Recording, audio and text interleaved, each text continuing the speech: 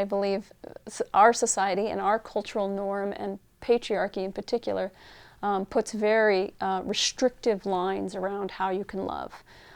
So here we are taught, based on our culture, that monogamy is the only valid form of a relationship. It's an exclusive love, and you're not allowed to share that intimacy with other people.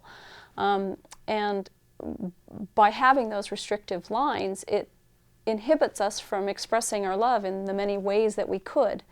And if we believe that long enough, then we actually never question whether we have the potential and capacity to love in other ways. Radical love, some people use the word monogamy, open relationships, non-monogamy, open relationships, or polyamory. What I prefer to use is radical love. And the definition is basically the freedom to love who you want, how you want, the way you want, and as many as you want, so long as personal integrity, consent, communication, and honesty are at the core of any and all those relationships. I'm not necessarily advocating open, although that is what I practiced, and that I wanted to show people some guidelines of how to do that responsibly and how to make it last, how to do it sustainably.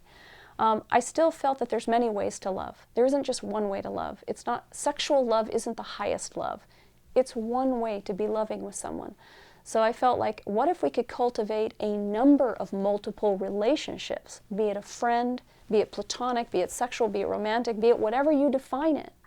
I think that would really revolutionize and really smash the paradigm, and give people the freedom to examine all of their relationships as potentially intimate, potentially revolutionary, and potentially meaningful.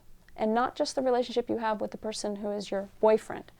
I'm talking about the relationship you have with your grandmother, and I'm talking about the relationship you have with your friends, and all those other relationships that seem to get put at the bottom.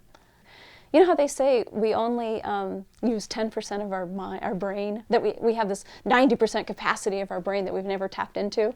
I believe that's the same for the heart. I believe that we actually are only using about some small percentage of our heart, and that we actually have an enormous capacity to love, and to express that love in a number of ways, whether it's love letters or,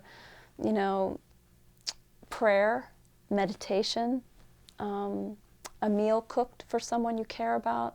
There's ways to infuse love and loving intention into everything we do, and to create, hopefully, a more loving world.